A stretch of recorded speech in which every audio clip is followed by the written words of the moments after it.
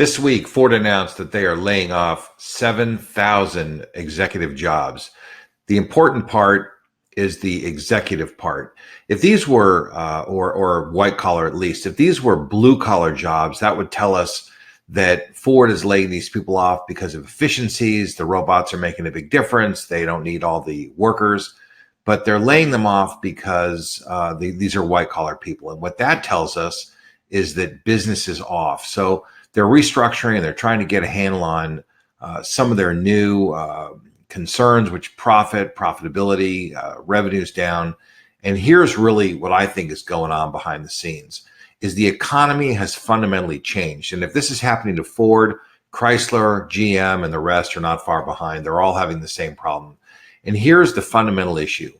The world has been Uberized. It's been fractionalized. And here, let me explain what this means, because this has ramifications to industries all across the country, all over the world. And it's really important that you understand this. If you want the inside track, some really big trends are happening, then this is an important one for you to pay attention to. So here's what it is. When you lease a car, they give you 12,000 miles, let's say 12,000. Now, 12,000 miles, that's 1,000 miles a month. If you drive 60 miles an hour, which in Los Angeles, where I am, that's not possible. But if you drive 60 miles an hour, that would take you, give or take, about 15 or 16 hours to use up your 1,000 miles, give or take.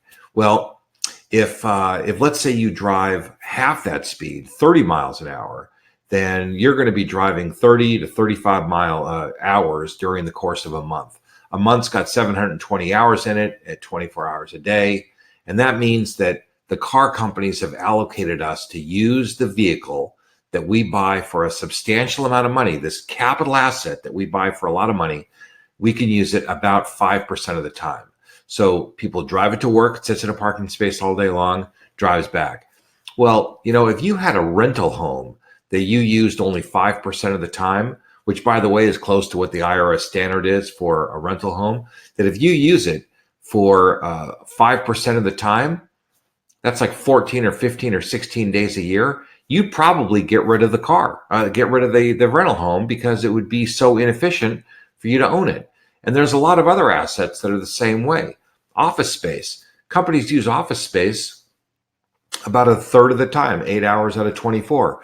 So companies are looking at this. Consumers are looking at their vehicle use. And they're saying, gee, I'm using this car. It's sitting, doing nothing for 95% of the time.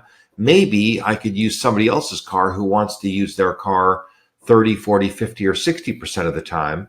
And I don't need to have my car as much. So as people start to look at their utilization ratios and the way that they use their inventory, that's a really significant impact on the way that companies are being disrupted. So a company like Ford, who has convinced us over time that using a car 5% of the time is about the right amount that we should use it, is now being injured by their own logic that they sold to us over the last 100 years. And that's a really important factor. So using other people's assets and being more efficient is really something that's a huge, huge trend. And think about this from a couple different perspectives. Number one, whether you're wealthy or not wealthy, we all kind of have learned growing up that being wasteful is not a good idea.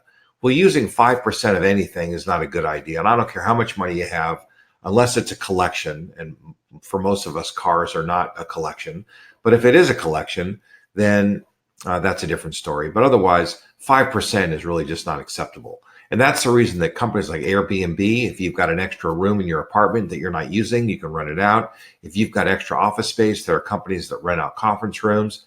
I just heard from someone that if you've got a dog and you don't have a backyard, that you can use somebody else's backyard. There are apps that people will rent out their backyards to let your dog play. There are all kinds of resources and assets that people have that they're not fully utilizing. And if they're not fully utilizing them, then there are two issues here. One, it's an opportunity for a company like Uber and others to come in and start to use those. It's a big reason why the timeshare industry has been such a big business. They'll build a giant hotel. They'll fractionalize every single one of the units into 51 weeks, because nobody really needs more than 1 week. And if you need two, you buy two, or if you need three, you buy three. But nobody needs to buy the entire unit for the whole year to sit there empty, because an empty unit is inefficient. It's inefficient in terms of paying taxes to the government. Just everything about it is inefficient. And so this is a way for us to be more efficient. So in a certain way, the timeshare industry has a lot in common with the way that Uber has fractionalized automobiles. They've done it a little bit different way, but there are some similarities. And so as you're thinking about this, number one, for your customers, what assets do they have that might get fractionalized? And if they're getting fractionalized, how might you be disrupted by that fractionalization or Uberization of those assets? The second thing is, what assets do you have that you could fractionalize and get better utilization from? Because those two sides of the question, one applying to you and your own business, the second applying to your customers, and what happens to your customers potentially has the ability to disrupt you in the most significant way. And that really is the inside track to thinking about disruption and where a lot of these issues are coming from in the future. We can look at trends, we can spot some things going forward. So our goal here, to let you profit from the inside insights, the inside track that we have. I want you to take that information, make it happen. In the meantime, go out and stake your claim.